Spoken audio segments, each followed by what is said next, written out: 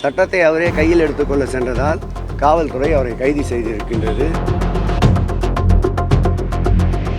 சமாதானம் பேசுகின்ற அனைவரையும் கோழைகள் என்று நினைக்க வேண்டாம் என்று ராஜாவுக்கு அறிவுறுத்த கடமைப்பட்டார். அவர் இஸ்லாமியருக்கும் கிறிஸ்தவர்களுக்கும் மதம் சார்ந்த ஒரு பிரச்சனையை கையில் எடுக்கும்போது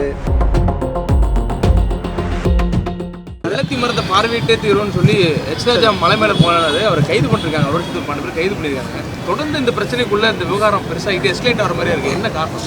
ஒரு காரணமும் இல்லை. இனத்தால் மதத்தால் மொழியால் மக்களை பிளவுபடுத்த முயற்சிக்கின்ற தீய சக்திகள் அந்த சக்திகள். இந்த அரசை பொறுத்தளவில் சட்டத்தின் ஆட்சி நடைபெறுகின்ற அரசு இந்த அரசு. சட்டத்தை யாரெல்லாம் கையிலே எடுத்துக்கொள்ள நினைக்கின்றார்களோ அவர்கள் மீது முதல்வரின் இரும்பு கரம் பாயும். அந்த வகையில் தான் நேற்றைக்கு சட்டத்தை அவரே கையில் எடுத்துக்கொள்ள சென்றதால் காவல்துறை அவரை கைது செய்திருக்கின்றது. மென்மையான போக்கை கடைபிடிப்பதால் சமாதானம் பேசுகின்ற அனைவரையும் கோழைகள் என்று நினைக்க வேண்டாம் என்று ராஜாவுக்கு அறிவுறுத்த கடமைப்பட்டிருக்கின்றேன். இந்த நேரத்தில் நீங்கள் சமமாக எல்லாத்தையும் ட்ரீட் பண்ணுறேன்னு சொல்கிறீங்க. ஆனால் அவர் இந்து மக்களுக்கு எதிராகவே தான் இந்த அரசு இருக்குது. குறிப்பாக இந்து சாமி அறநிலையத்துறை இருக்குங்கிற குற்றச்சாட்டை தொடர்ச்சி வச்சுருக்காரு. அவர் இஸ்லாமியருக்கும் கிறிஸ்தவர்களுக்கும் மதம் சார்ந்த ஒரு பிரச்சனையை கையில் எடுக்கும்போது சிறுபான்மையினர் அரவணைக்க வேண்டிய அரசு தான் இந்த அரசு.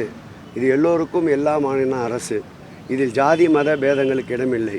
இந்துக்கள், இஸ்லாமியர்கள், கிறிஸ்தவர்கள், ஜைனர்கள் அனைவரும் ஒன்றென பார்க்கின்ற இந்த அரசில் சட்டம் எங்கு மீறப்பட்டாலும் சட்டத்தின் விதிமீறல்கள் எங்கிருந்தாலும் அதன் மீது நடவடிக்கை எடுக்க இந்த அரசு தயங்காது.